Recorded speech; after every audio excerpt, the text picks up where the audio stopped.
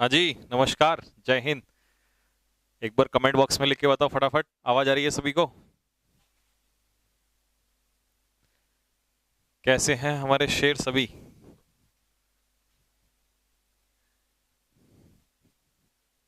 कहाँ है ये? अच्छा, नमस्कार भाई, नमस्कार, राम राम, आदाब, सत श्री अकाल। चलो,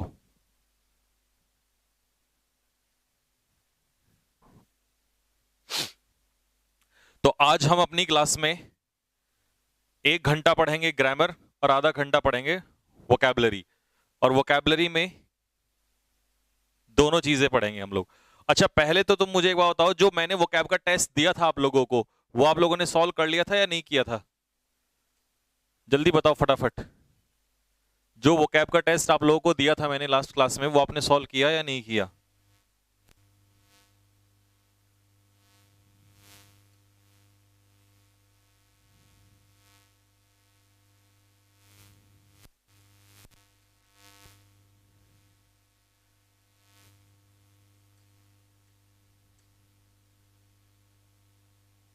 ये तो मैंने सॉल्व करा दिया था।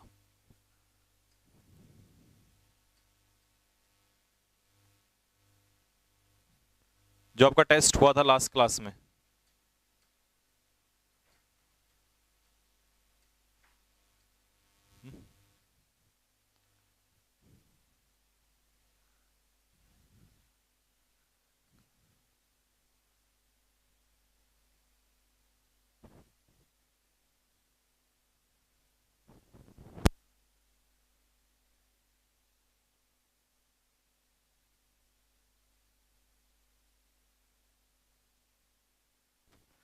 हाँ भाई, ये तो स्टोरी तो हो गई थी, इसका टेस्ट भी हो गया था। एक सैटरडे को टेस्ट हुआ था। सैटरडे को टेस्ट हुआ था, वो अभी मैं मंगा लेता हूँ उसका एक बार। सैटरडे, ये रहा ये बात। हाँ भाई, ये वाला टेस्ट बताओ जल्दी से फटाफट, इसको सॉल्व करवा दूं? ये सैटरडे को था, 50 क्वेश्चन का टेस्ट था। इसकी पीडीएफ अपलोड हो रखी है। हाँ, मिल गया। इसकी पीडीएफ अपलोड हो रखी है उसमें।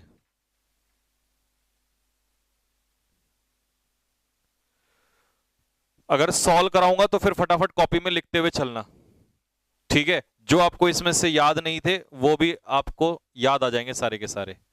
बताओ जल्दी से फटाफट, सॉल्व करें? कमेंट बॉक्स में लिखो, सारे के सारे लिखोगे तभी कराऊंगा सॉल्व। टेस्ट,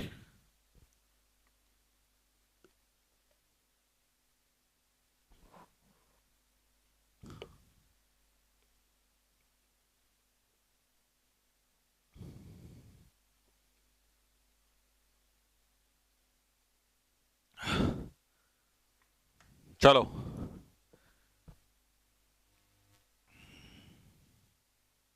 आओ भाई आओ, सुनो अब जरा ध्यान से फटाफट। एक एक क्वेश्चन को ध्यान से सुनते चलो। अगर ये पीडीएफ अपलोड नहीं है तो इसकी पीडीएफ अभी क्लास के बाद, जैसे क्लास खत्म होगी, अपलोड करवा दूंगा।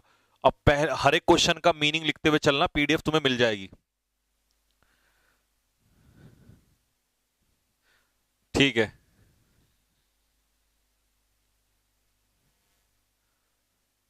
चलो पहला क्वेश्चन। अब बिल्कुल बात नहीं, कॉपी पेन लेके बैठो जल्दी से साथ के साथ। पहला क्वेश्चन आप लोगों के सामने है स्क्रीन पर। पहला वर्ड दिया है, he bore the pain with great fortitude.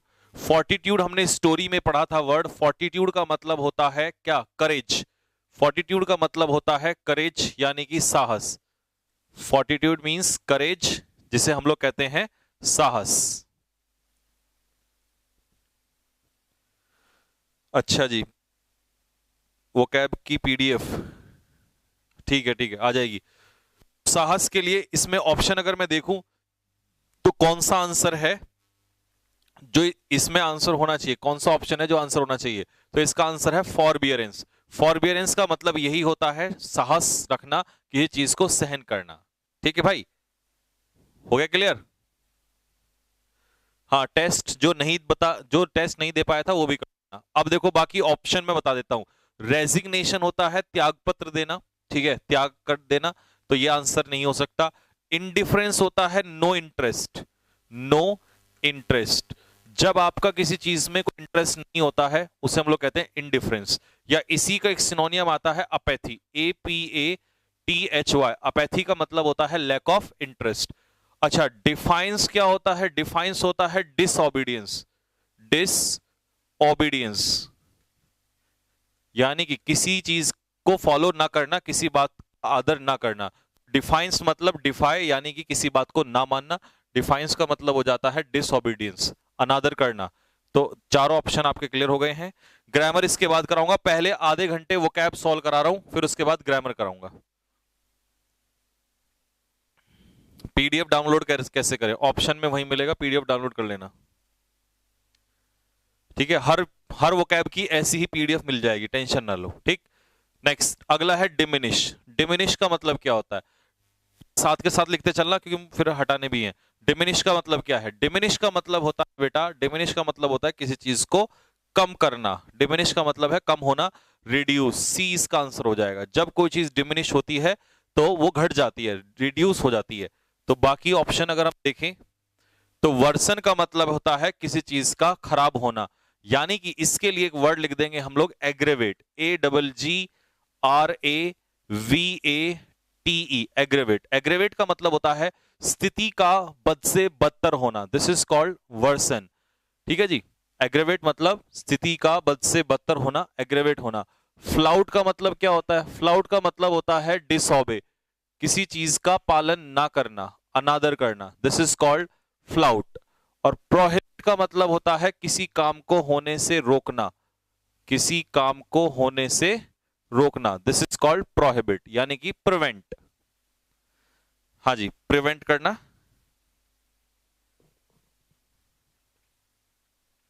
Class का टाइम चेंज हो सकता है लेकिन एनडीए के बाद होगा, अभी नहीं हो सकता, अभी क्लास का टाइम चेंज नहीं होगा। अच्छा ये बता, इसमें वो कैसे होगा?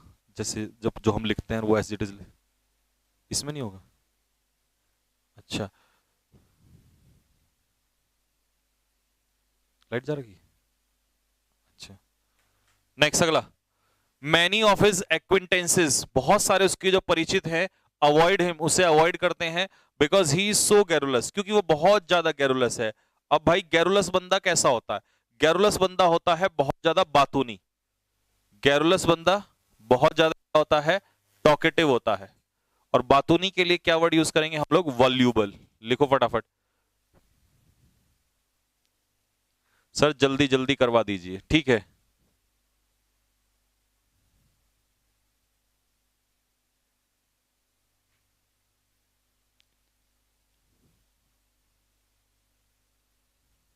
ठीक है भाई।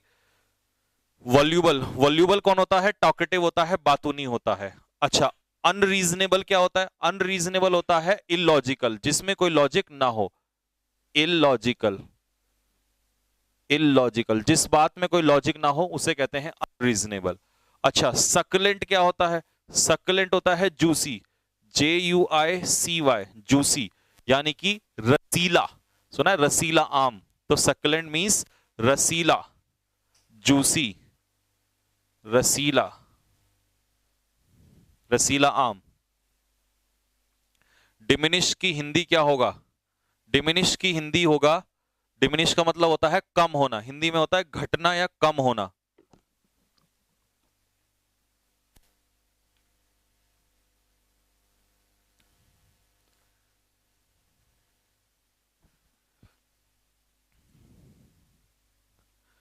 ठीक है भाई, हो गया।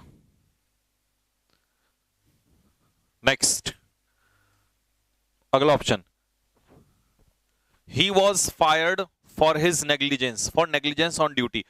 अच्छा, इस टेस्ट में जो मैंने वोकैब दी थी वो मैंने इस हिसाब से दी थी कि कुछ नई वोकैब भी दे दें जिससे कि आपको नई भी याद होती रहे और कुछ स्टोरी की भी हो जाए, है ना। तो यहां फायर करने का मतलब क्या है? जब हम किसी को नौकरी से फायर करते हैं तो इसका मतलब है उसे डिसमिस कर देते हैं, उसे नौकरी से निकाल देते हैं। किसी को फायर करने का मतलब है नौकरी से निकालना। रेब्यूक का मतलब क्या होता है? रेब्यूक का मतलब होता है स्कोल्ड, डांटना या फटकार लगाना। तो इसका मतलब हम ऐसा कह देंगे कि बी और सी आपस में एक दूसरे के क्या है, सिनोनियम्स हैं। बी और सी बोथ आर सिनोनियम्स। ठीक भाई, हाँ जी, दोनों एक दूसरे के सिनोनियम्स होंगे।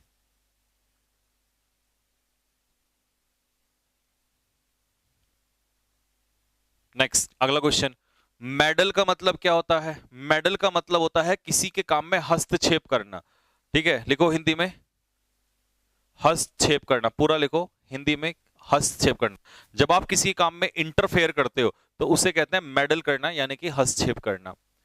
इंडिक्ट का मतलब क्या होता है बेटे? इंडिक्ट का मतलब होता है किसी पर आरोप लगाना। क्या लगाना? एक्यूज, ACCUSE, एक्यूज करना किसी को। एक्यूज करना मतलब किसी पर आरोप लगाना। हाँ ठीक है भाई, अंधेरे से प्रेम होता है, ये निक्टोफाइल। नेक्स्ट, फेन मतलब क्या होता है? फेन मतलब होता है प्रिटेंड, PRETEND, प्रिटेंड, यानी कि झूठे बहाने बनाना। झूठे बहाने बनाना, इसे हम लोग कहते हैं फेन, प्रिटेंड। कॉक्स मतलब क्या होता है? कॉक्स मतलब होता है किसी की चापलूसी करना, किसी को चापलूसी करते हुए परसुएड करना। परसुएड इसका रियल मीनिंग है किसी को मनाना, या इसी को हम लोग चापलूसी करते हुए मनाने के लिए कैजोल भी ले लेंगे। कैजोल या फ्लैटरी, चापलूसी करना।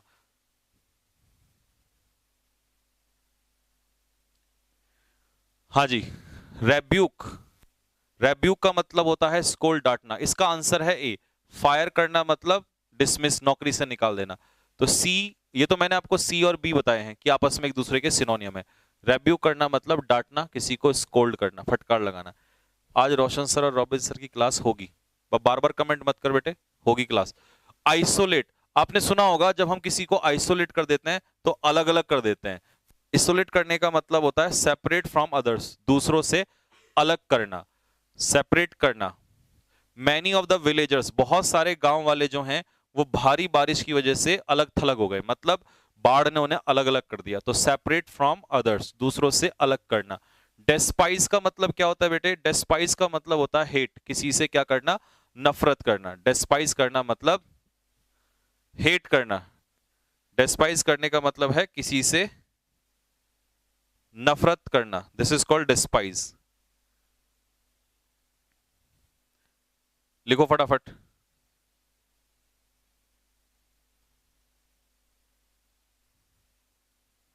हाँ, अमन सिंघानिया, बेटे स्पैम मत कर, बताया तो। निक्टोफाइल होता है आपका अंधेरे से प्रेम।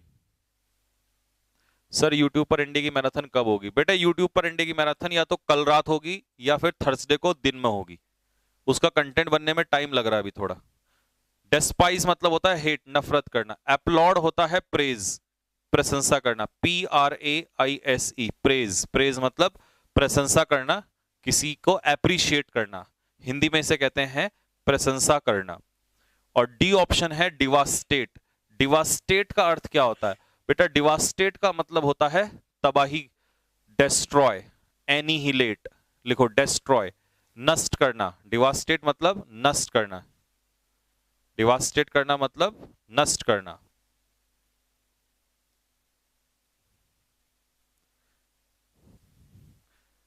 आशीष, क्या आप कभी केदारनाथ मंदिर गए हो? नहीं भाई, मैं अभी तक नहीं गया। अबे नालायक आदमी, वो कैब लिख ले, बाद में क्वेश्चन करना। सर जो आप पढ़ा रहे हो वो क्या है? वो सिनोनियम्स है।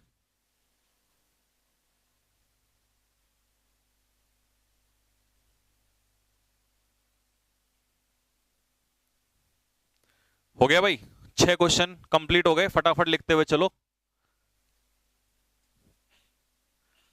क्योंकि मैं सिर्फ आधे घंटे वो कैब कराऊंगा, जितनी भी होंगी कंप्लीट, बाकी बची हुई कल कराऊंगा। ये देखो भाई, अचीव, जब आप किसी चीज को अचीव कर लेते हो तो इसका मतलब उसे हासिल कर लेते हो। अकम्प्लिश करना, अचीव करना मतलब जैसे कोई मिशन है वो अकम्प्लिश हो गया, तो इसका मतलब वो आपने अचीव कर लिया, हासिल करना। अचीव करना मतलब हासिल करना किसी। ये क्या हुआ?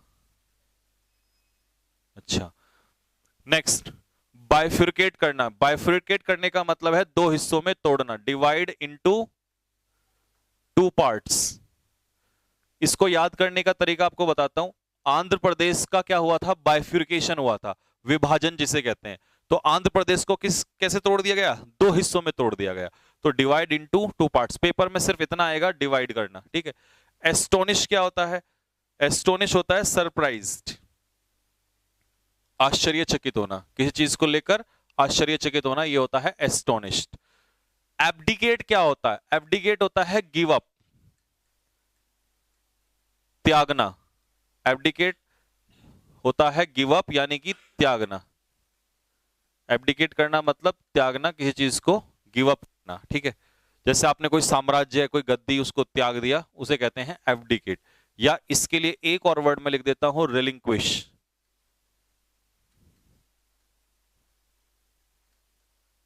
RELINQUISH, रिलिंक्विश कर देना।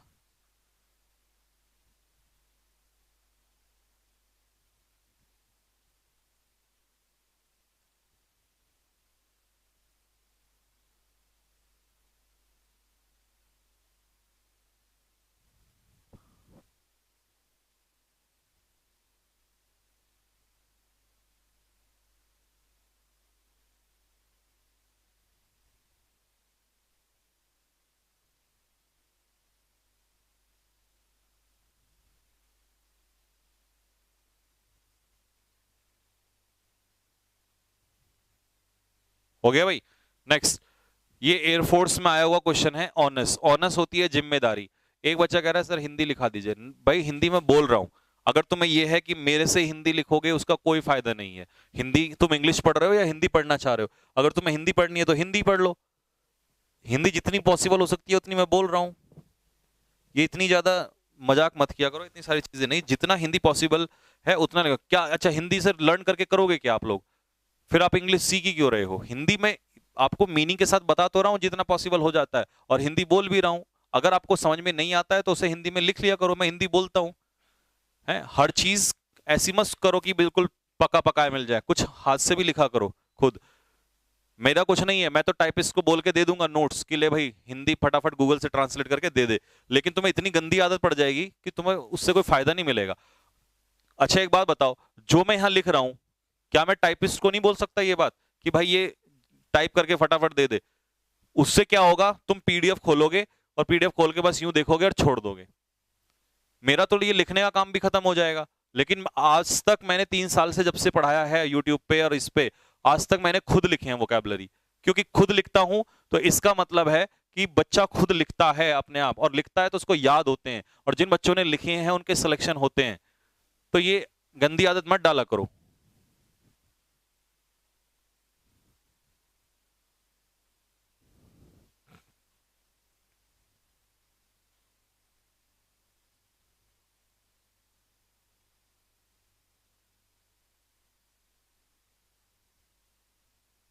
चलो नेक्स्ट, अगला।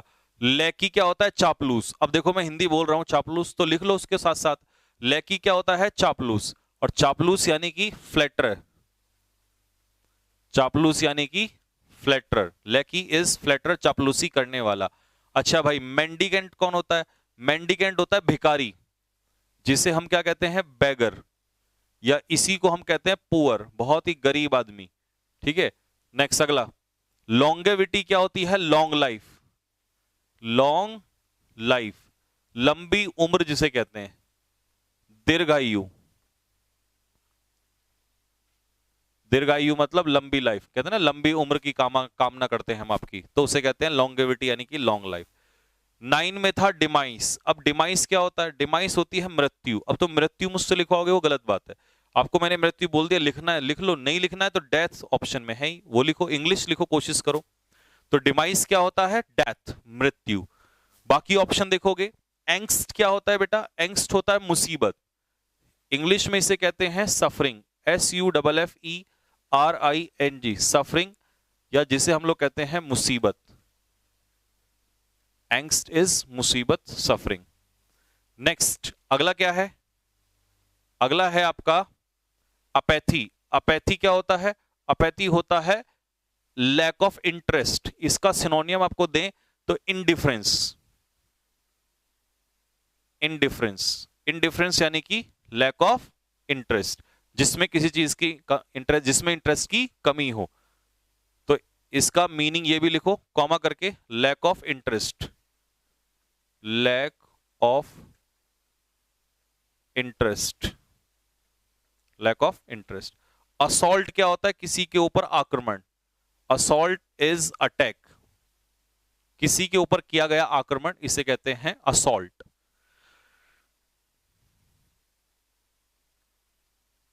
इंडिफरेंट क्या होता है? इंडिफरेंट का मतलब होता है जो किसी चीज में इंटरेस्ट नहीं रखता, जिसको किसी काम में इंटरेस्ट नहीं होता, जिसको किसी काम में इंटरेस्ट नहीं होता उसे कहते हैं इंडिफरेंट, नॉट इंटरेस्टेड।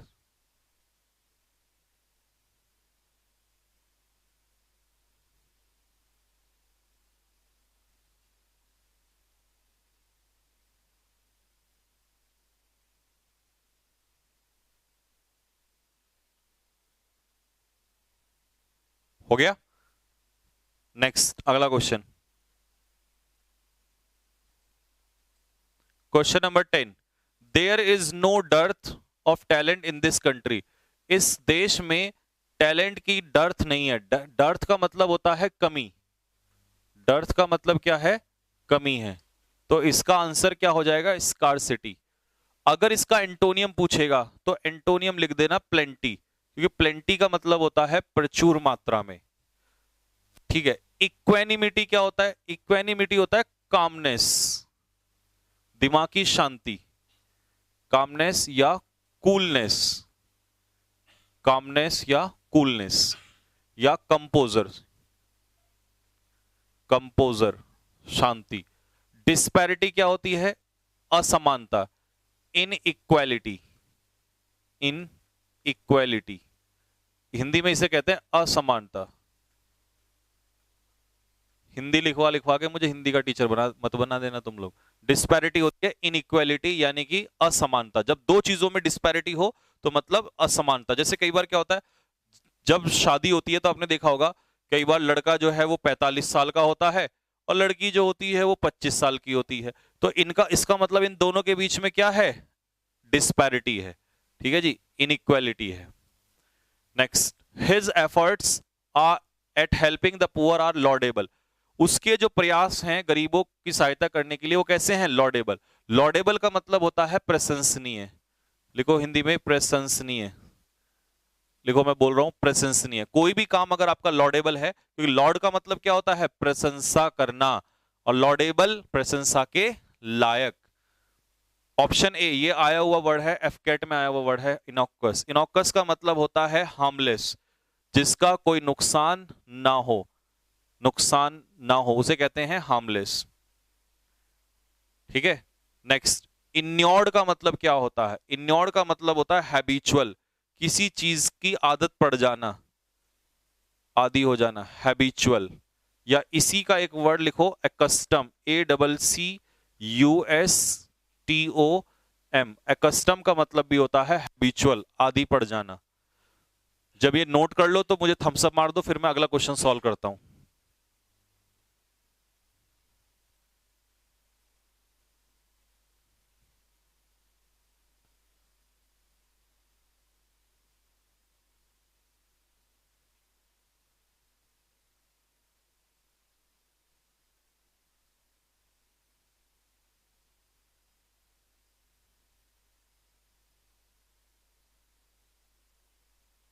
हिंदी नहीं लिखें। देख बच्चे, जिसको इंग्लिश में सीखना कंफर्टेबल है, जिसको ऐसा लगता है कि वो इंग्लिश में कंफर्टेबल है, जिसको ऐसा लगता है कि वो इंग्लिश में कंफर्टेबल है, जिसको ऐसा लगता है कि वो इंग्लिश में कंफर्टेबल है, तो इंग्लिश में लिखो।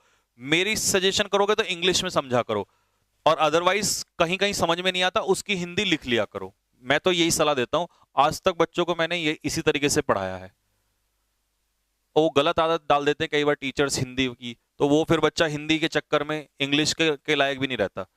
सरकमस्पेक्ट कैसा होता है? सरकमस्पेक्ट का मतलब होता है केयरफुल। सरकमस्पेक्ट का मतलब होता है सावधान, सावधान, सतर्क, है ना? तो आंसर क्या हो जाएगा? कॉशियस। फिकंड क्या होता है भाई? फिकंड होता है फर्टाइल, फिकंड होता है फर्टाइल, जिसे हम लोग कहते हैं उपजाऊ। और फिजिबल कैसा होता है? फिजिबल, फिजिबल होता है पॉसिबल, फिजिबल इज पॉसिबल। कोई चीज जो करने लायक हो उसे कहते हैं फिजिबल, पॉसिबल या प्रैक्टिकल। जो चीज प्रैक्टिकल है वो पॉसिबल भी है, संभव, हिंदी में संभव। ठीक। इम्यून क्या होता है? इम्यून होता है सेफ, सुरक्षित, इंग्लिश में प्रोटेक्टेड, प्रोटेक्टेड। जिसके पास इम्यूनिटी होती है तो वो इम्यून होता है, और इम्यूनिटी का मतलब होता है प्रोटेक्शन, सुरक्षा। उसे कोई बीमारी नहीं लग सकती, वो सेफ होता है। सर जैसा आप लिखते हैं वैसा पीडीएफ, बेटा जैसा हम लिखते हैं वैसा का वैसा पीडीएफ 1 हफ्ते के बाद होगा। अब यहां पर देहरादून में 2 स्टूडियो बन गए हैं, एक स्टूडियो है दूसरी तरफ, एक स्टूडियो है यहां पर। होता क्या है, क्योंकि आपको पता है 4 सितंबर तक एनडी की क्लास है, तो मेरी एनडी की क्लास चलती है, तो मैं यहीं से ही क्लास ले लेता हूं, इधर से ही। वहां जा नहीं पाता क्योंकि लेट हो जाता हूं तब तक, तो इसीलिए मैं यहीं से क्लास ले रहा हूं। और इस वाले आईएफपी में वो लिखा हुए का सीन नहीं है, है ना। तो जब एनडी क्लास खत्म हो जाएगी तब वहां से डाला करूंगा उधर से।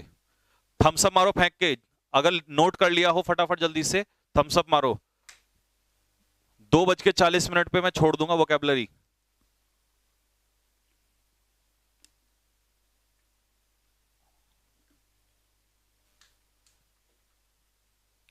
चलो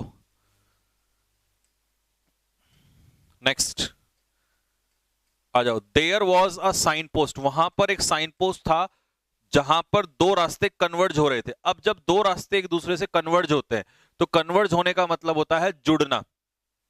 आपने कन्वर्ज सुना होगा, कन्वर्ज का मतलब होता है एक साथ मिलना, है ना। ये होता है जुड़ना या मिलना एक साथ। ठीक, तो इसका आंसर क्या हो जाएगा? जब 2 चीजें कन्वर्ज होती हैं तो मर्ज होती हैं एक दूसरे में। कन्वर्ज होने का मतलब होता है मर्ज। इसका एंटोनियम अगर आपसे पूछे तो डाइवर्ज, एंटोनियम हो जाएगा इसका डाइवर्ज, यानी कि अलग अलग होना। ठीक है। और इंटरसेक्ट का मतलब होता है क्रॉस, काटना, एक दूसरे को क्रॉस करना, काटना। और सेपरेट आपको पता है अलग होना होता है, सेपरेट मतलब अलग होना। ठीक भाई।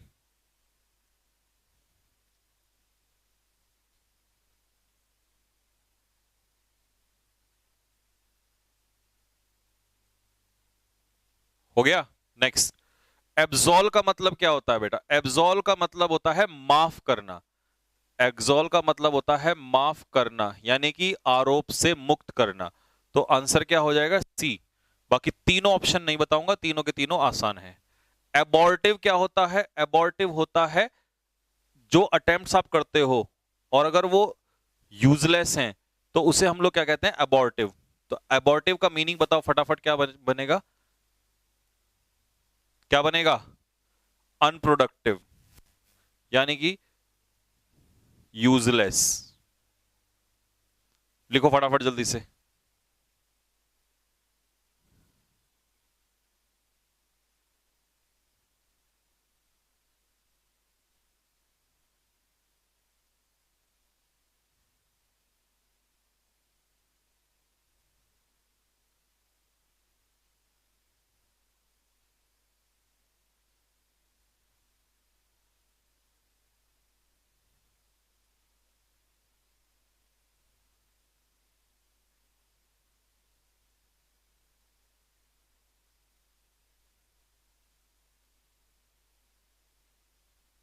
हाँ भाई, ठीक है।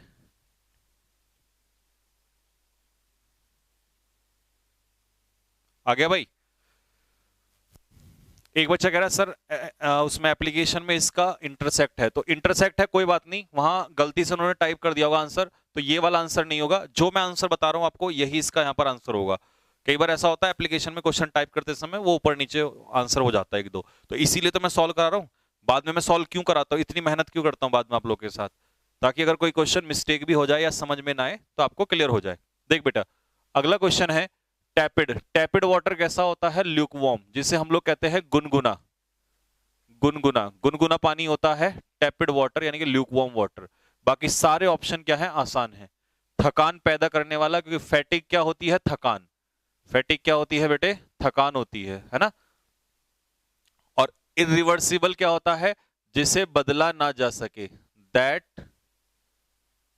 कैन नॉट बी रिवर्स्ड या that can not be changed, जिसे बदला ना जा सके। 17 क्या है? डेसिमेट। डेसिमेट करना मतलब डेस्ट्रॉय, नष्ट करना। वरीड क्या होता है बेटा? वरीड होता है चिंतित। चिंतित देख लेना, ये गलत लिख दिया शायद मैंने, है ना। चिंतित मतलब आप समझ जाना। इंग्लिश में लिख देता हूं एंक्शियस, ANXIOUS, एंक्शियस। जब आप किसी चीज को लेकर एंक्शियस होते हो तो इसका मतलब चिंतित होते हो। रिजेक्ट आपको पता ही होता है, किसी चीज को नकार देना, है ना, टर्न डाउन कर देना। रिजेक्ट यानी कि टर्न डाउन करना। एलिवेट करना, एलिवेट का मतलब होता है किसी चीज को कम करना।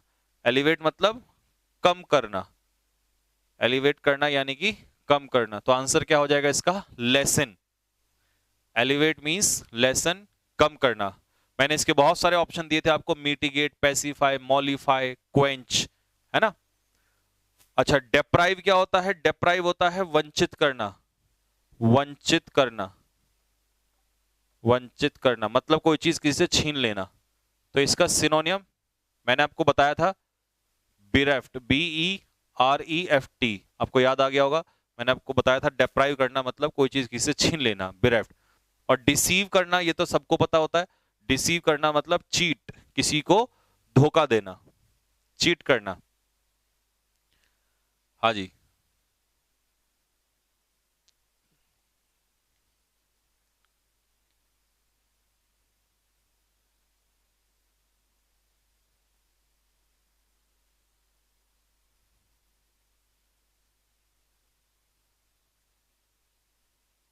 हाँ जी, अब बताइए क्या कह रहे हैं।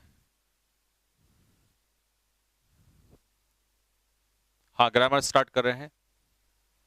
एजरा एजगोराफोबिया, अमन सिंघानिया क्या कह रहा है? एजगोराफोबिया, अरे कहाँ उल्टी सीधी चीजें पूछ रहा है इस समय, पढ़ना है, पढ़ाई पे ध्यान है तेरा, क्वेश्चन पूछने में। एजगोराफोबिया होता है फियर ऑफ फॉरगेटिंग समथिंग, किसी चीज को भूलने का डर, इसे एजगोराफोबिया कहते हैं। मेरे को ऐसा लग रहा है कि ये अमन जो है ये कोई स्टूडेंट नहीं है, ये टीचर है। बेटे मेरे से क्या पूछ के करेगा बता? अपना टाइम वेस्ट करेगा, इन बच्चों का टाइम वेस्ट करेगा। मतलब एजगोराफोबिया का यहाँ कोई मतलब है? आज तक जीवन में कम से कम क्वेश्चन तो वैसे पूछ जो पेपर में आने लायक हो, है भाई। खामखा कमेंट कर करके तू इन बच्चों का टाइम डिस्टर्बेंस करा रहा है। ये बात तो मेरे को पहले से ही पता थी कि मेरा सिलेबस टीचर ना बाय करें ऐसा हो ही नहीं सकता। Next, mediocre. मीडियोकर लोग कैसे होते हैं? मीडियोकर लोग होते हैं एवरेज, ना बहुत ज्यादा इंटेलिजेंट होते और ना बहुत ज्यादा डल होते, तो उन लोगों को कहते हैं एवरेज। ठीक भाई। अच्छा, एग्जॉटिक क्या होता है? एग्जॉटिक होता है अनयूजुअल, जो सबसे अलग हो, अनयूजुअल या अनकॉमन। अनकॉमन जो सबसे अलग हो, सबसे भिन्न हो, उसे कहते हैं एग्जॉटिक। ठीक है जी, सबसे अलग, स्ट्रेंज। वॉसीफेरस, जब आप किसी चीज को वॉसीफेरसली करते हो तो इसका मतलब उसको जोर डाल के कहते हो। फोर्सफुल या लाउड, फोर्सफुल या loud, this is called.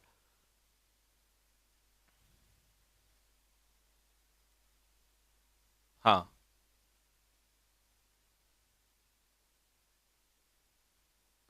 Raunak, test में बेहतर करना, इस टेस्ट में अगर अच्छा नहीं हो पाया। एविडेंट, एविडेंट क्या होता है बेटा? क्लियर, जो चीज आपको स्पष्ट रूप से समझ में आ जाए उसे आप एविडेंट कहते हैं। और इनविजिबल क्या होता है? जो आपको दिखाई ना दे, दैट इज नॉट क्लियर, ये क्लियर नहीं है। प्रोमिनेंट लोग कैसे होते हैं? प्रोमिनेंट लोग होते हैं famous. People who are prominent, it means they are famous. जो लोग प्रोमिनेंट होते हैं इसका मतलब वो फेमस लोग होते हैं। तो प्रोमिनेंट पर्सनैलिटी कैसी पर्सनैलिटी हो जाएगी? Famous personality.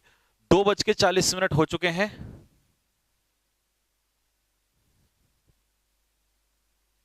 ठीक भाई, हो गया, हो गया।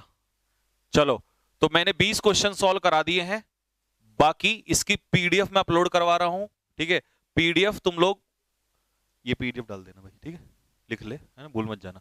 ये पीडीएफ वो कैब वाली है 50 क्वेश्चन की। ठीक है, जिन बच्चों ने नहीं किया वो इसको कर लेंगे और बाकी बचे हुए कल हम सॉल्व करा देंगे। चलो, ये काम तो हो गया डन। अब हम आते हैं अच्छा, एक बच्चा कह रहा था कि सर अगली स्टोरी से ही कराना अगली बार, और स्टोरी में फिर ऑब्जेक्टिव कराना। तो मैंने अगली स्टोरी ये वाली तैयार की है आप लोगों के लिए, मैं आपको एक बार दिखा दूं। अभी कल जब ये खत्म हो जाएगा तो इसके बाद अगली स्टोरी से ही करेंगे हम लोग। तो अगली स्टोरी मैंने जो आपके तैयार की है भाई मेरे वोकैबुलरी के लिए, ये है चाइल्ड लेबर। पिछली मैंने पढ़ाया था आपको, किससे पढ़ाया था? Women empowerment. अगली क्या है? Child labour. तो बिल्कुल उसी तरीके से चलेंगे, ठीक। और ऑब्जेक्टिव भी उसके बाद ऑब्जेक्टिव क्वेश्चंस बना देंगे इसके, ठीक है भाई। अब आते हैं ग्रामर पे। ग्रामर मुझे बताओ लास्ट हमने कहां छोड़ा था? ग्रामर ग्रामर ग्रामर हमने लास्ट कहां छोड़ा था? ग्रामर हमने लास्ट कहां छोड़ा था भाई? ऑनेस्टी इज द बेस्ट, ये तो हो गया था। प्रोनाउन वगैरह ये तो हो गया था।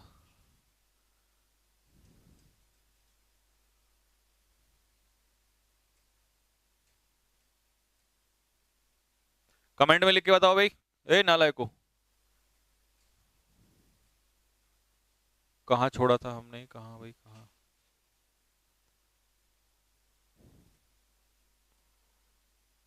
कंजक्शन हो गया।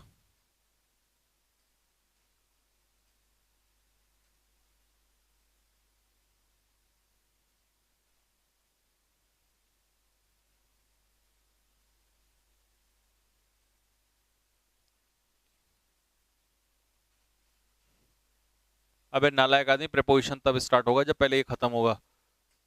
मैंने कहा था जब बेसिक। अच्छा, टाइप्स ऑफ सेंटेंसेस। ठीक ठीक ठीक ठीक ठीक ठीक।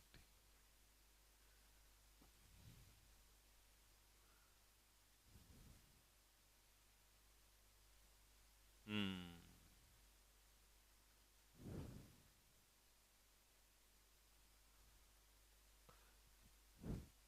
टाइप ऑफ सेंटेंसेस में इंटरोगेटिव सेंटेंसेस कर रहे थे हम लोग।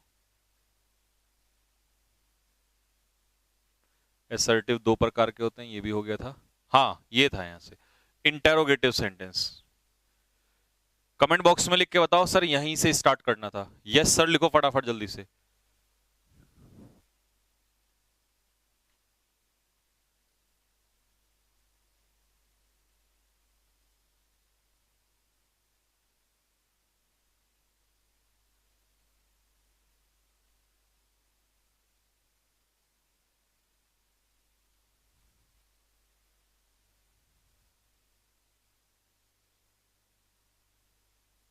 चलो ठीक है,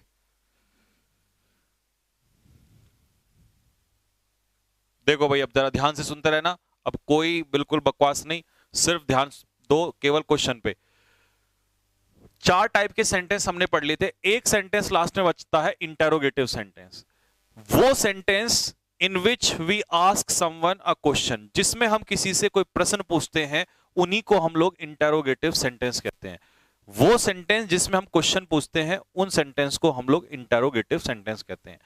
these are of two types. ये कितने प्रकार के होते हैं? दो प्रकार के होते हैं। पहला क्लोज एंडेड और दूसरा open ended. Close ended sentence होते हैं जो हेल्पिंग वर्ब से स्टार्ट होते हैं। जैसे मैंने कहा डू यू लव मी, क्या तुम मुझसे प्रेम करती हो या करते हो, जो भी है ना। फिर आ गया आपका open ended. Open ended start होते हैं डब्ल्यू एच से। मैं अगर इसी में ही लगा दूं W H word, why do you love me, तुम मुझसे प्रेम क्यों करती हो, तो इसका मतलब हुआ कि यहां डब्ल्यू एच वर्ड से स्टार्ट हो रहा है, तो ये हो जाएगा ओपन एंडेड सेंटेंस। और अगर मैंने सिर्फ हेल्पिंग वर्ब से स्टार्ट किया तो ये हो जाएगा क्लोज एंडेड सेंटेंस। तो हेल्पिंग वर्ब से स्टार्ट होते हैं और डब्ल्यू एच वर्ड से स्टार्ट होते हैं। ये दो टाइप के सेंटेंस होते हैं इंटरोगेटिव सेंटेंस, ठीक है जी। अब देख लो जरा स्ट्रक्चर देख लो क्लोज एंडेड की और ओपन एंडेड की।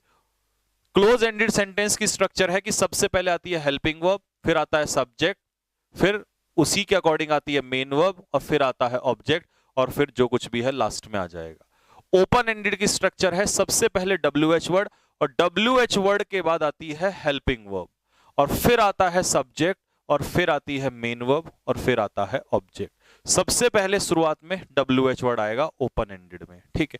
अब मैं आपसे यह पूछना चाहता हूं कि कौन सा सेंटेंस, पहला सेंटेंस जो है वो क्लोज एंडेड है या ओपन एंडेड है? फटाफट कमेंट बॉक्स में आंसर देना स्टार्ट करो। ये क्लोज एंडेड है या ओपन एंडेड है? Do they help the poor, क्या वो गरीबों की सहायता करते हैं? इसकी शुरुआत किससे हो रही है? हेल्पिंग वर्ब से हो रही है। अगर हेल्पिंग वर्ब से हो रही है तो ये कैसा है? Close ended. Ankush Rajput, PDF मिलेगी क्या? मुझे लग रहा है पहले दिन आया क्लास में। हाँ हाँ भाई, पीडीएफ सबकी मिलती है। क्लोज एंडेड, अरे ये तो लिखा भी है, ओहो तभी तेज हो रहे हो है। क्लोज एंडेड सेंटेंस है। चलो नेक्स्ट, अगला question number second. Question number second देखो, क्वेश्चन नंबर सेकंड में why do they help, W H word आ गया, ठीक है, ये हु नहीं था, ये वाई था यहाँ पे। Why do they help the poor, क्यों करते हैं वो सहायता? तो ये कैसा हो जाएगा? ओपन एंडेड हो जाएगा। Are the children making a noise in the class, तो ये हेल्पिंग वर्ब से स्टार्ट हो रहा है, तो ये हो गया क्लोज एंडेड। फिर यहां पर डब्ल्यू एच वर्ड से स्टार्ट हो रहा है, तो ये हो गया ओपन एंडेड। फिर ये डब्ल्यू एच वर्ड से स्टार्ट हो रहा है, अब मुझे एक बात बताओ, ये पांचवा सेंटेंस गलत क्यों है? या अब मजा आएगा, देखो ये तो खैर समझ में आ गया, ओपन एंडेड क्लोज एंडेड। पांचवा और छठा सेंटेंस में आ जाओ। पांचवा सेंटेंस में जो रॉन्ग लिखा है ये गलत क्यों है, और छठा गलत क्यों है? बताओ, ये दोनों सेंटेंस गलत क्यों हैं? फिफ्थ और सिक्स्थ गलत क्यों हैं? क्या दिक्कत है इनमें? ऐसी क्या प्रॉब्लम है इनमें जो ये गलत हैं? ये क्वेश्चन आपका पेपर ओरिएंटेड क्वेश्चन धीरे धीरे अब स्टार्ट हो चुके हैं। क्या गलती है?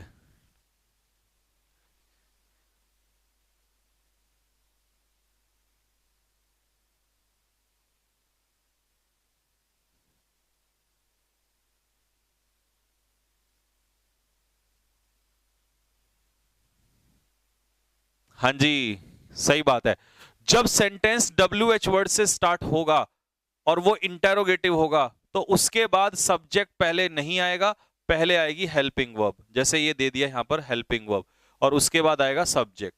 ऐसे यहां पर डब्ल्यू एच वर्ड पहले, उसके बाद आएगी हेल्पिंग वर्ब, और उस हेल्पिंग वर्ब के बाद आएगा सब्जेक्ट, और उस सब्जेक्ट के बाद आएगा फिर मेन वर्ब। तो पहले हेल्पिंग वर्ब, फिर सब्जेक्ट, और फिर उसके बाद मेन वर्ब। इसलिए ये सेंटेंस नीचे वाला सही है। तो आपको ये बात समझ में आई होगी कि डब्ल्यू एच वर्ड से अगर सेंटेंस की शुरुआत हो, अगर डब्ल्यू एच वर्ड से सेंटेंस की शुरुआत हो, तो वो सेंटेंस जो है पहले क्या लेगा? हेल्पिंग वर्ब, फिर क्या लेगा? सब्जेक्ट। अब जैसे हम इसका अगला क्वेश्चन देखें, हाँ ये बात देखो लिखा हुआ है, ये काम बिल्कुल आसान हो गया। If W H words are used in the middle of a sentence, यदि किसी वाक्य के बीच में डब्ल्यू एच वर्ड यूज होते हैं, तो प्यारे साथियों we do not use helping verb after them, इनके तुरंत बाद हम लोग हेल्पिंग वर्ब का इस्तेमाल नहीं करेंगे, ठीक है जी। But we use subject after them, तो इनके बाद हेल्पिंग वर्ब ना करके हम पहले क्या लेंगे? सब्जेक्ट, फिर उसके बाद क्या लेंगे? Verb. If WH words are used in the beginning of a sentence, we use helping verb after them. देखो इस पूरी थ्योरी को मैं आपको एक एग्जांपल के माध्यम से समझाता हूं, बहुत ध्यान से सुनना जरा। अगर मैं तुमसे कहूं वेयर, चल बे, where are, sorry, where you are going, तुम कहां जा रहे हो, तो क्या ये सेंटेंस जो है वो सही है? अगर ये गलत है तो इसका सही करके बताओ। और फिर है मेरा sentence, I want to know, I want to know, मैं जानना चाहता हूं। भाई यार ये चल क्यों नहीं रहा? आई वॉन्ट टू नो, इसको डिलीट मारना इसमें से, है ना। I want to know where you are going, full stop. बताओ ये सेंटेंस अगर सही है तो बोलो सही है, और अगर गलत है तो इसको करेक्शन करके बताओ। और ये सेंटेंस अगर सही है तो सही है, और अगर गलत है तो इसको करेक्शन करके बताओ। दोनों सेंटेंस में बताओ।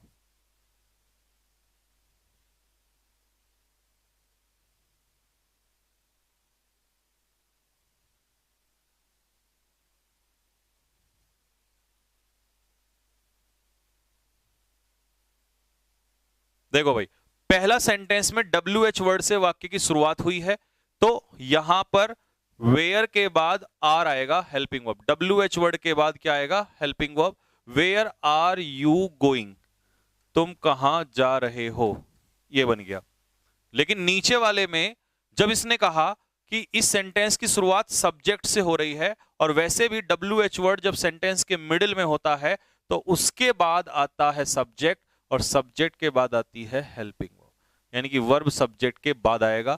ठीक है, ऐसा मत कर देना कि WH वर्ड के बाद हेल्पिंग वर्ब पहले लगा दो।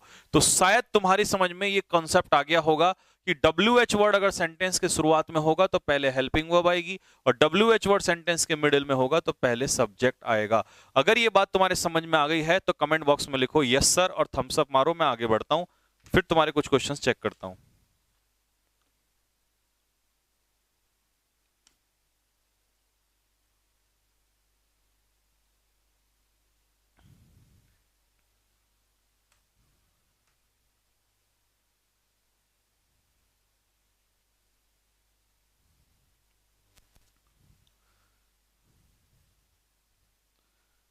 डन है।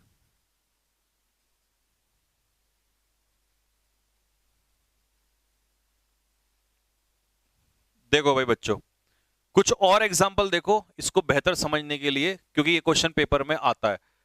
I want to know where, देखो वेयर आ गया। अच्छा, इसमें मैं क्वेश्चन मार्क नहीं लगाऊंगा, यहां पर लगाएंगे फुल स्टॉप। क्यों लगाएंगे फुल स्टॉप? क्योंकि वाक्य की शुरुआत किससे हो रही है? सब्जेक्ट से, और जब किसी वाक्य की शुरुआत सब्जेक्ट से होती है तो वो सेंटेंस जो है। अच्छा बच्चों, एक चीज मुझे बताओगे, अगर मैं क्वेश्चन आपसे पूछूं, हाँ भाई एक क्वेश्चन पूछूं आपसे, ये सेंटेंस WH वर्ड जो है सेंटेंस के मिडिल में है, मिडिल में है तो इसके बाद सब्जेक्ट सही है, लेकिन मेरा क्वेश्चन कुछ और है। पूछूं भाई? जहर हो गया?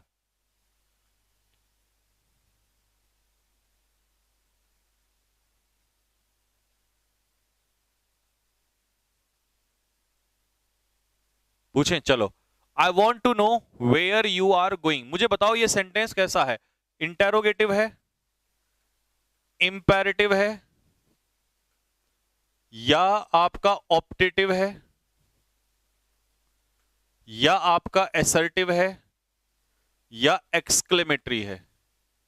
बताओ, पांचों ऑप्शन है आपकी, बताओ कौन सा है?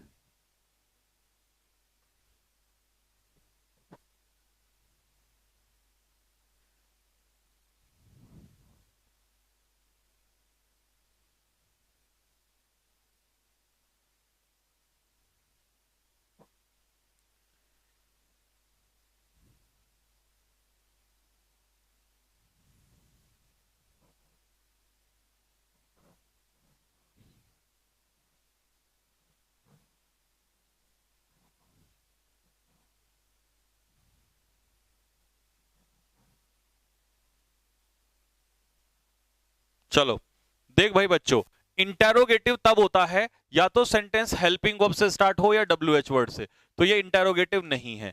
इंपेरेटिव मेन वर्ब से स्टार्ट होता है, किससे? मेन वर्ब से, या हम उसमें किसी को कुछ करने के लिए कहते हैं, तो यहां किसी को कुछ करने के लिए नहीं कह रहे। ऑप्टेटिव में हम आशीर्वाद देते हैं ना, हम यहां किसी को आशीर्वाद श्राप दे रहे हैं, कुछ नहीं कर रहे।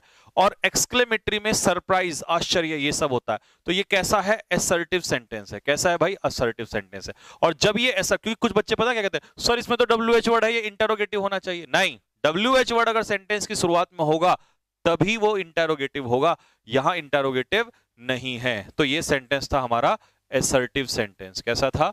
Assertive sentence. ठीक भाई, चलो अगला question number 2। Does she know when will her husband return? Does she know when will her husband return?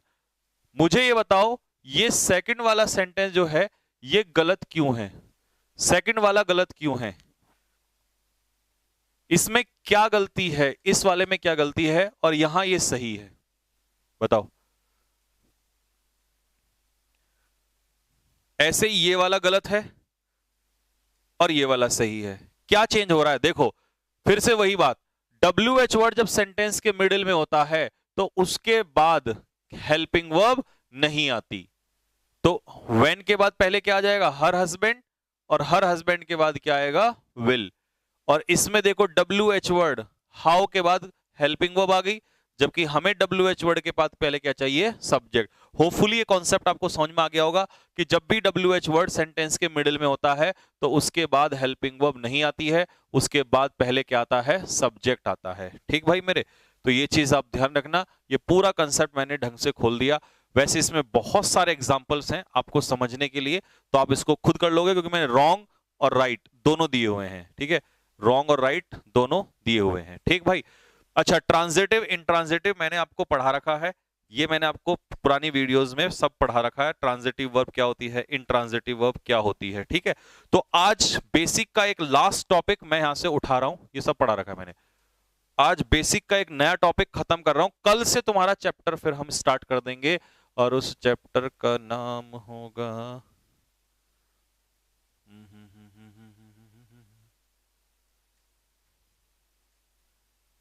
जिसका मुझे था इंतजार, वो घड़ी आ गई आ गई आ।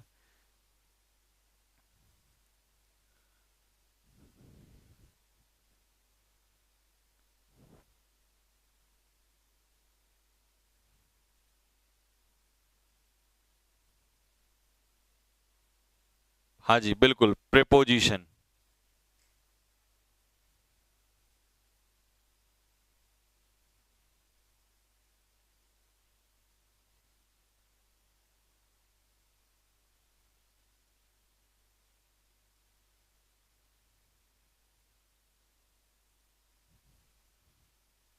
ठीक है भाई, अच्छा, अब मैं एक क्वेश्चन पूछूंगा आपसे, मुझे जरा एक क्वेश्चन बताना।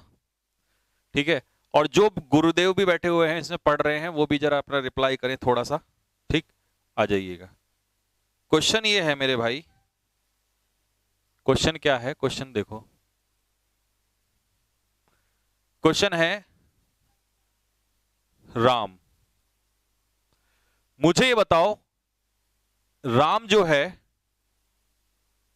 ये एक वर्ड है या एक फ्रेज है या एक क्लॉज है? आंसर दो फटाफट जल्दी से।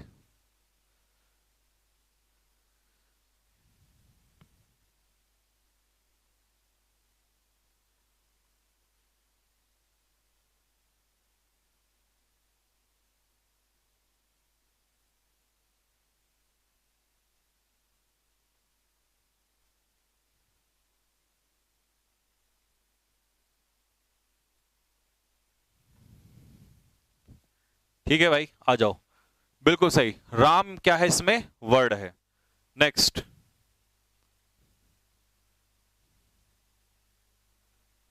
The car of Ram is red. The car of Ram is red. The car of Ram, चलिए इसे हटा देते हैं। अब बताइए, द कार ऑफ राम, बताओ जल्दी से, द कार ऑफ राम।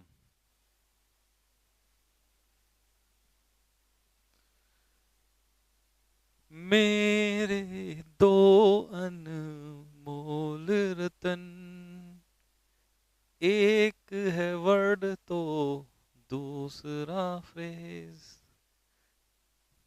चलिए भाई, जो बच्चे फ्रेज आंसर दे रहे हैं, इसीलिए मैं कहता हूं रटने वालों से पढ़ोगे, रट्टा मारोगे तो जिंदगी में दर्द ही दर्द होंगे। मैंने क्या पढ़ाया था, क्लॉज क्या होता है, सब्जेक्ट प्लस, बताओ भाई जिन लड़कों ने सीखा है, सब्जेक्ट प्लस वर्ब क्या होता है, क्लॉज। जब तक सब्जेक्ट और वर्ब का मिलन ना हो तब तक विवाह संपन्न होगा ही नहीं, क्लॉज हो ही नहीं सकता। मैंने सिर्फ से पूछा द कार ऑफ राम, इतना, क्या इतने में कहीं वर्ब नजर आ रही है तुम्हें, क्या सब्जेक्ट वर्ब नजर आ रहा है, नहीं। इसका मतलब ये हुआ, ये क्या है, सिर्फ फ्रेज है। तो फ्रेज क्या होता है, फ्रेज जो आज का हमारा टॉपिक है, फ्रेज क्या होता है। अच्छा, फ्रेज होता क्या है, फ्रेज होता है शब्दों का समूह जिसमें सब्जेक्ट और वर्ब ना हो, क्योंकि सब्जेक्ट और वर्ब अगर आ गया तो फिर वो क्या बन जाएगा। अब बताओ ये पूरा क्या है, the car of Ram is red. अब बताओ भाई, इसको हटा देता हूं बीच में से, चल भाई हट जा। The car of Ram is red. अब बताओ ये पूरा बताओ क्या है, the car of Ram is red.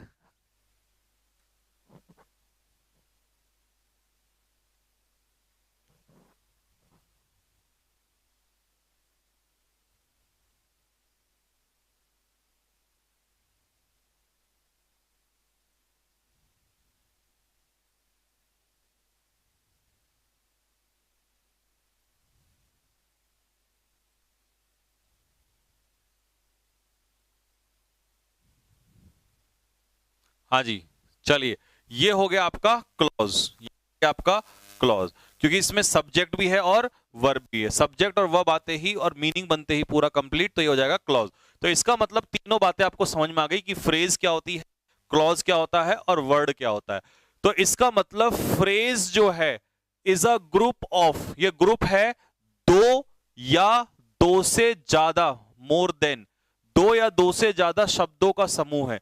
मतलब दो या दो से ज्यादा, दो या दो से ज्यादा शब्दों का समूह है, ठीक है, जो एक साथ काम करते हैं but do not form a clause, लेकिन वो क्लॉज नहीं बनाते, क्योंकि अगर उनमें सब्जेक्ट के साथ वर्ब मिल गई तो वो क्या बन जाएगा, क्लॉज, फिर वो फ्रेज नहीं रहेगा। अब मुझे बताओ, पहले एग्जाम्पल में, पहला एग्जाम्पल जो है वो फ्रेज है, क्लॉज है, या आपका वर्ड है, PCW, जल्दी बताओ फटाफट। पहला, दूसरा, तीसरा, चौथा और पांचवा, फ्रेज, क्लॉज या वर्ड? फ्रेज, क्लॉज और वर्ड, बताओ जल्दी से क्या है, फ्रेज, क्लॉज या वर्ड?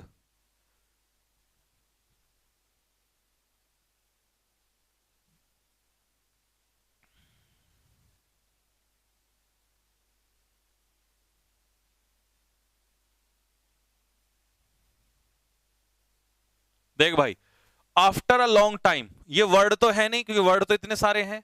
चलो, वर्ड नहीं है तो वर्ड को हटा देते हैं। अब क्या क्लॉज है? क्लॉज के लिए आपको चाहिएगा सब्जेक्ट प्लस वर्ब। क्या इसमें सब्जेक्ट प्लस वर्ब है? नहीं है। कहां है सब्जेक्ट प्लस वर्ब? नहीं है। इसका मतलब ये क्या है, एक फ्रेज है। क्या है भाई मेरे? फ्रेज। आ जाओ दूसरे में, वर्ड तो है, वर्ड तो है ही नहीं इनमें से, वर्ड तो सबके लिए काट दो, वर्ड तो है ही नहीं, ठीक है, भूल जाओ। अब क्लॉज देखो, क्या इसमें सब्जेक्ट प्लस वर्ब है? इसमें सब्जेक्ट प्लस वर्ब नहीं है, तो ये भी हो गया फ्रेज, ये भी हो गया फ्रेज। विदाउट हर पेरेंट्स, उसके माता पिता के बिना, क्या इसमें सब्जेक्ट प्लस वर्ब है? नहीं है, तो ये भी फ्रेज। बिफोर द अर्थक्वेक, ये भी फ्रेज, क्योंकि इसमें भी सब्जेक्ट प्लस वर्ब नहीं है। अंडर द टेबल, ये भी हो गया फ्रेज, क्योंकि इसमें भी सब्जेक्ट प्लस वर्ब नहीं है। तो ये सारे क्या हो गए आपके एग्जाम्पल फ्रेज के। किसके एग्जाम्पल? फ्रेज के। तो आपको फ्रेज समझ में आ गया होगा कि फ्रेज ना तो वर्ड होता और ना ही क्लॉज होता, इसी के बीच की कहानी को कहते हैं हम लोग फ्रेज। अब आता है सब्जेक्ट और प्रेडिकेट। बहुत सुने बचपन में सब्जेक्ट और प्रेडिकेट क्या होते हैं। सब्जेक्ट का मालूम सभी को है, सब्जेक्ट जो हमारा डूअर होता है, जिसको हम एम्फेसाइज करते हैं, वो होता है सब्जेक्ट।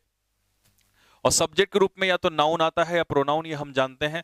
लेकिन हमें क्या नहीं पता होता? प्रेडिकेट नहीं पता होता। क्या नहीं पता होता? प्रेडिकेट। अब सुनना ध्यान से, किसी सेंटेंस में, अगर मैं आपको बेसिक सी बात समझाऊं, तो किसी सेंटेंस में सब्जेक्ट को छोड़कर बाकी सब कुछ क्या होता है? प्रेडिकेट होता है। क्या होता है बेटे? प्रेडिकेट होता है, क्योंकि ये सब्जेक्ट की इंफॉर्मेशन दे रहा होता है, ठीक है, ये मॉडिफाई करता है सब्जेक्ट को। A predicate is the rest part of a sentence that modifies the subject.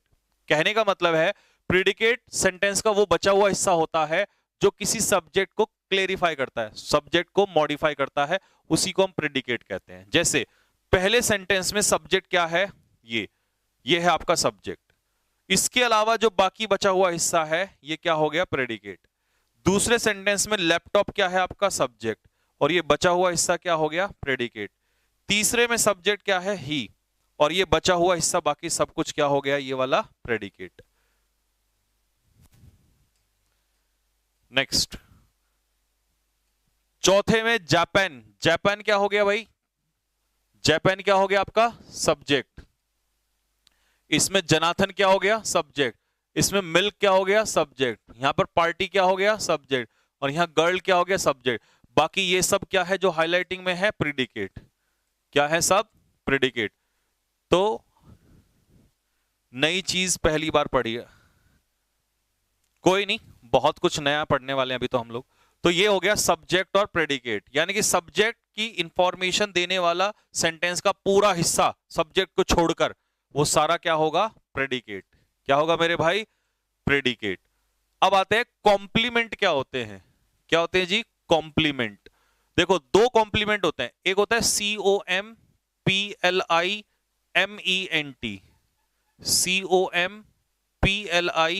COMPLIMENT, complement. तो प्यारे बच्चों, जो ये वाला कॉम्प्लीमेंट होता है ना, ये तो वो होता है जब हम किसी को कॉम्प्लीमेंट देते हैं, प्रशंसा करते हैं उसकी, ए बहुत सुंदर दिख रहे हो, तो ये वो वाला कॉम्प्लीमेंट है। तो ये तो किसी को रिमार्क देना हो गया। क्या देना हो गया? रिमार्क। किसी को उसके बारे में रिमार्क देना, इसे कॉम्प्लीमेंट कहते हैं। लेकिन ये वाला कॉम्प्लीमेंट कौन सा कॉम्प्लीमेंट है, इसकी बात हम करेंगे। ठीक, सुनो। कॉम्प्लीमेंट इन ग्रामर, ग्रामर में कॉम्प्लीमेंट एक शब्द होता है। क्या होता है? एक वर्ड होता है, एक क्लॉज भी हो सकता है और एक फ्रेज भी हो सकता है, लेकिन that is needed to describe the subject और ऑब्जेक्ट ऑफ अ सेंटेंस। अब ध्यान से सुनना, जो किसी सब्जेक्ट या ऑब्जेक्ट को डिस्क्राइब करता है, उसकी जानकारी देता है, उसे हम लोग क्या कहते हैं? कॉम्प्लीमेंट कहते हैं। और ये कितने प्रकार का होगा? दो, सब्जेक्ट कॉम्प्लीमेंट और ऑब्जेक्ट कॉम्प्लीमेंट। सब्जेक्ट को भी कॉम्प्लीमेंट दिया जा सकता है और ऑब्जेक्ट को भी दिया जा सकता है। जैसे कि पहला सेंटेंस, एल्जेब्रा इज डिफिकल्ट। अब मुझे तुम बताओ, इसमें डिफिकल्ट जो है वो किसके बारे में जा रहा है? किसके लिए जा रहा है? एल्जेब्रा के लिए। तो यहां पर डिफिकल्ट क्या हो जाएगा? Subject complement. क्या हो जाएगा मेरे भाई?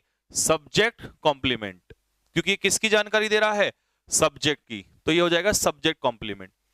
दूसरे सेंटेंस में, प्रैक्टिस मेक्स एल्जेब्रा इजी। जो ये इजी है, ये किसकी जानकारी दे रहा है? प्रैक्टिस की या एल्जेब्रा की? अगर ये प्रैक्टिस की जानकारी दे रहा है तो ये सब्जेक्ट कॉम्प्लीमेंट है, अगर ये एल्जेब्रा की जानकारी दे रहा है तो ये ऑब्जेक्ट कॉम्प्लीमेंट है। तो बताओ जल्दी से फटाफट कि इजी जो है वो किसकी जानकारी दे रहा है? एल्जेब्रा की या सब्जेक्ट की?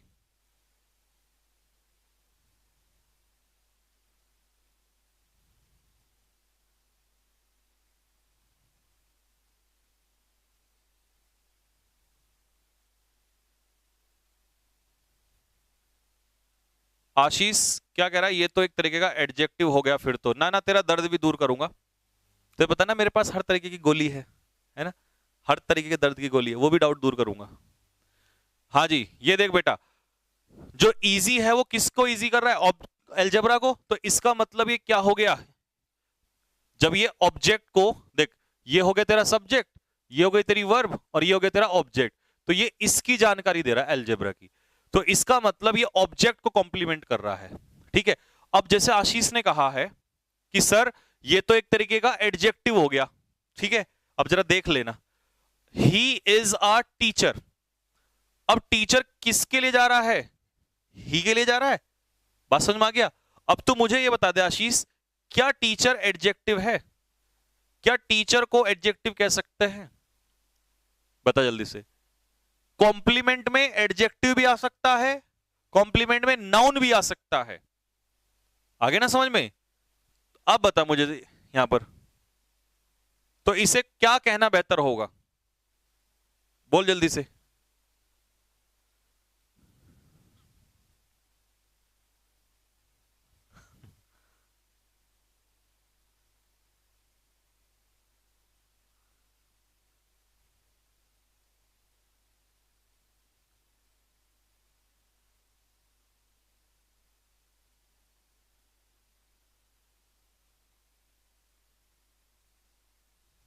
हाँ जी, तो इसका मतलब ये, वैसे तो ये नाउन है, लेकिन यहां पर ये क्या है? सब्जेक्ट कॉम्प्लीमेंट या ऑब्जेक्ट कॉम्प्लीमेंट? तो ये बेटा सब्जेक्ट कॉम्प्लीमेंट है।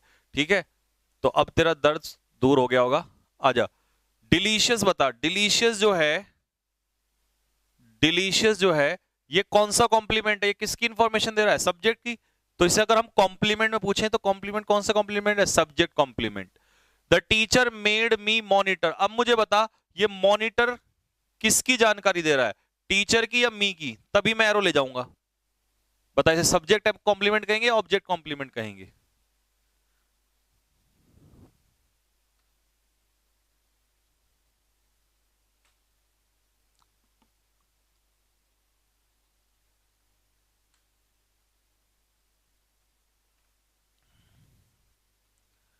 तो मॉनिटर किसकी जानकारी दे रहा है? मी की।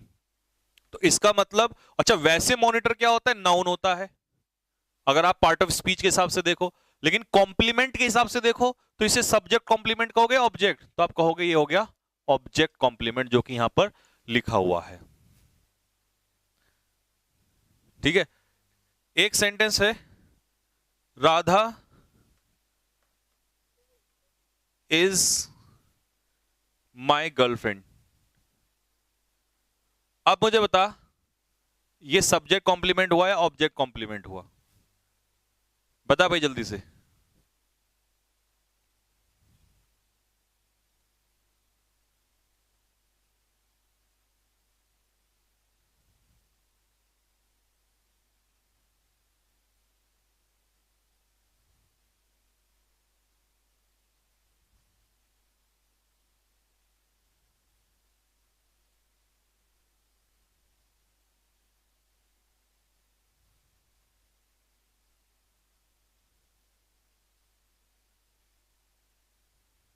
हाँ भाई, अब बता, ये जो गर्लफ्रेंड है, गर्लफ्रेंड से हमें किसके बारे में पता चल रहा है? किसकी जानकारी पता चल रही है? राधा की। क्योंकि गर्लफ्रेंड किसको कहा गया है? राधा को ही तो कहा गया, और राधा क्या है? सब्जेक्ट। तो गर्लफ्रेंड को हम यहां पर क्या कहेंगे? Subject complement.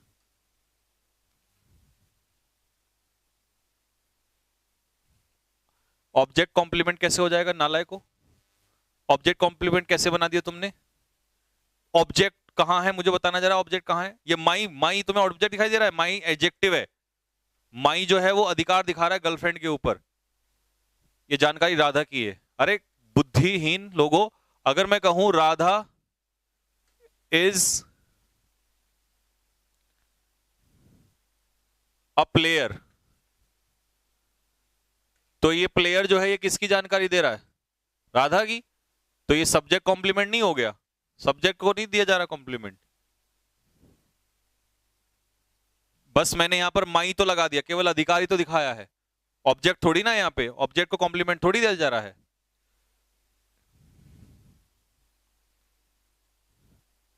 अच्छा, अगर मैं ये कहूं मोहित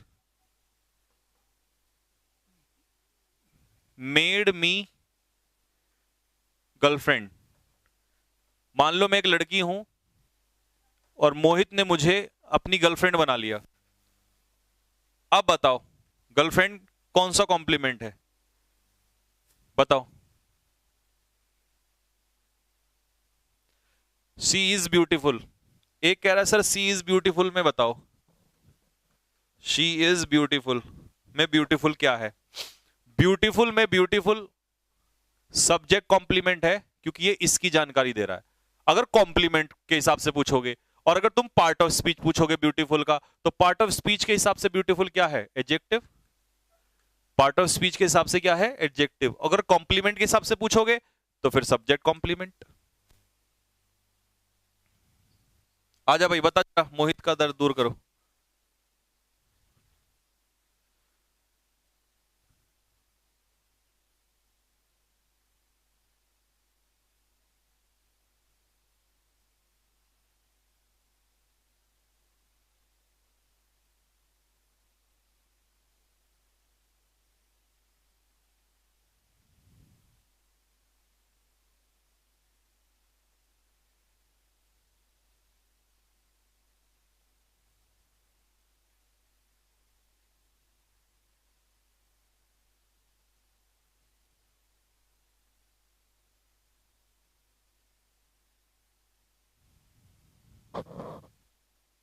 आ जाओ।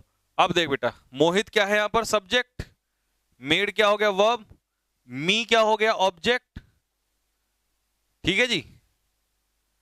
अब बताओ, ये जो गर्लफ्रेंड है, ठीक है, ये किसकी इंफॉर्मेशन दे रहा है? बताओ, गर्लफ्रेंड किसकी इंफॉर्मेशन दे रहा है? मी की। किसको गर्लफ्रेंड बनाया? मी को गर्लफ्रेंड बनाया। तो इसका मतलब ये कैसा कॉम्प्लीमेंट हो गया? ऑब्जेक्ट कॉम्प्लीमेंट हो गया।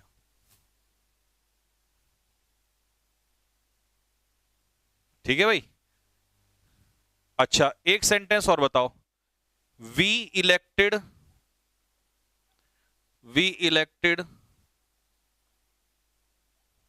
मोदी जी पीएम। अब बताओ, ये पीएम कैसा कॉम्प्लीमेंट है? सब्जेक्ट कॉम्प्लीमेंट या ऑब्जेक्ट कॉम्प्लीमेंट?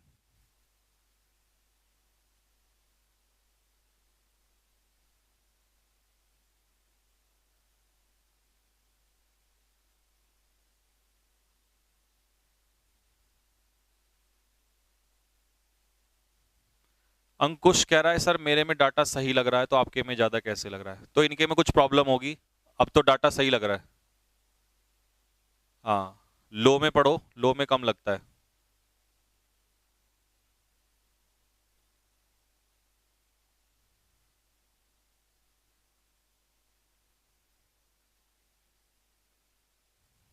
देख भाई, तो पीएम किसकी जानकारी दे रहा है? ये किसके लिए आया है? मोदी जी के लिए। और मोदी जी ये तो सब्जेक्ट हो गया, ये वर्ब हो गई, ये ऑब्जेक्ट हो गया। तो मेरे भाई ये किसकी जानकारी दे रहा है? मोदी जी की जानकारी दे रहा है। तो ये कौन सा कॉम्प्लीमेंट हो गया? ऑब्जेक्ट कॉम्प्लीमेंट हो गया।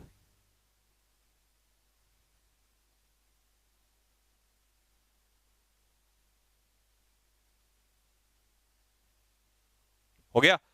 तो ये तुम्हारा बेसिक्स जो है भाई खत्म हो गया यहां पर। अब मुझे बताओ, सब्जेक्ट कॉम्प्लीमेंट और ऑब्जेक्ट कॉम्प्लीमेंट में किसी को डाउट हो तो बोलो जल्दी से।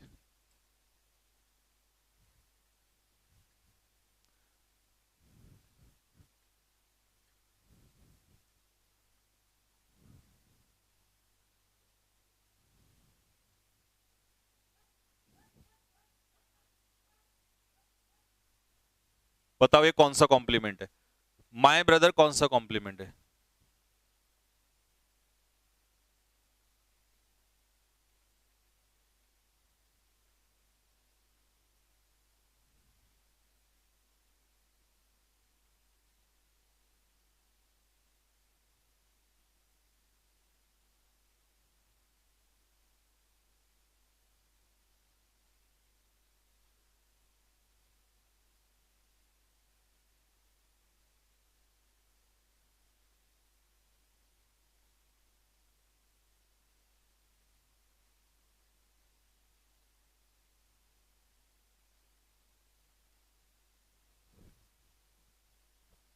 हाँ जी, डीआरडीओ का लेवल यही रहता है। आ जाओ, यू आर माई ब्रदर।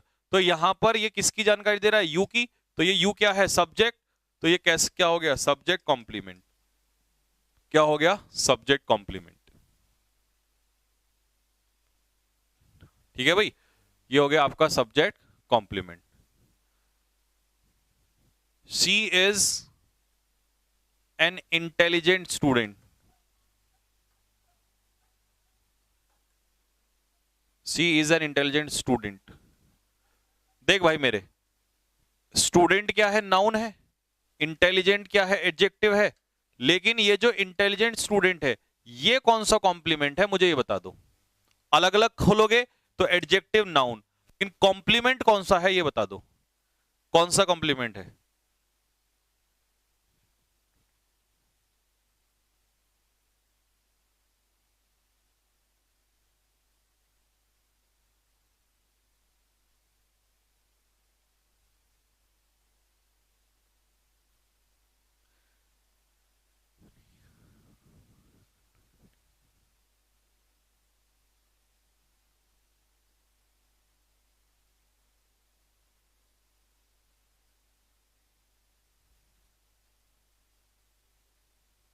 हुँ? अच्छा,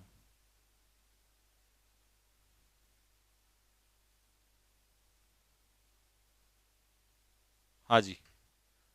तो ये हो गया आपका सब्जेक्ट कॉम्प्लीमेंट। अगर कहानी आपको क्लियर हुई तो लिखो यस सर, और मैं ये पीडीएफ दोनों डलवा देता हूं। और आपका जितना भी जरूरत के मुताबिक बेसिक्स था वो सारा कंप्लीट कर दिया मैंने। इसका मैं लूंगा टेस्ट।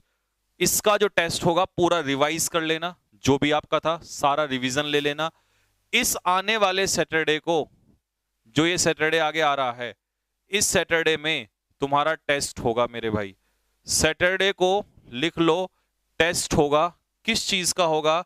सैटरडे को टेस्ट इस बार किसका होगा? बेसिक्स का होगा। बेसिक्स ऑफ इंग्लिश, इंग्लिश के बेसिक्स का टेस्ट होगा आपका। ठीक मेरे भाई, इंग्लिश के बेसिक्स का टेस्ट होगा। तैयार रहना इसको सारा रिवाइज करके, ठीक है। अब कल से चैप्टर स्टार्ट हो जाएगा और कल से हम दिखाते हैं फिर धुआंधार पारी और पहला चैप्टर जिसका नाम है प्रेपोजिशन।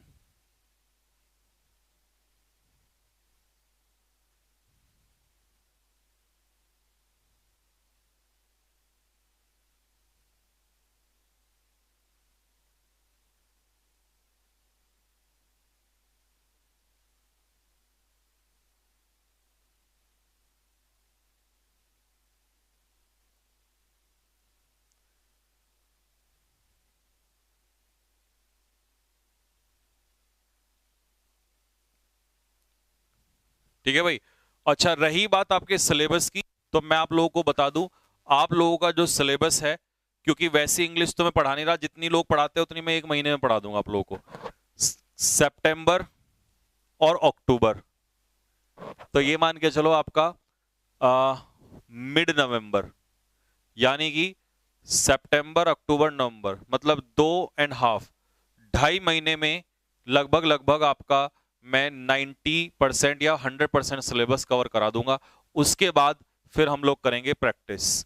और अगर तुम्हें लगता हो कि 1 महीने में सिलेबस पूरा करा दो, तो सॉरी, बाकी किसी टीचर से तुम पढ़ सकते हो। पेड बैच में मैं ऐसा नहीं कर सकता कि मैं तुम्हें भगा दूं, ठीक है।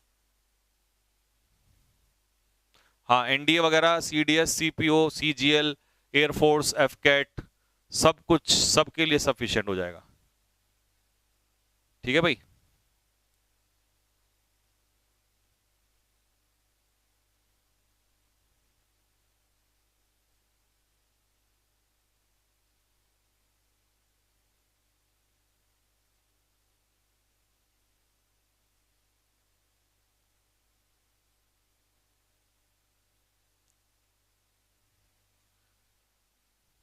ठीक, चैप्टर का नाम कल प्रपोजिशन।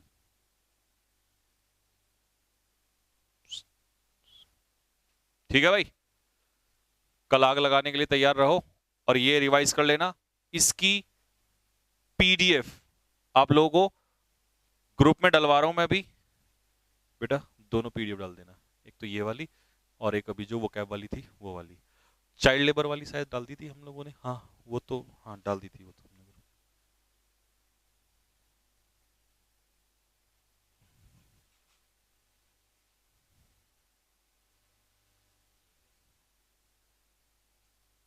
हाँ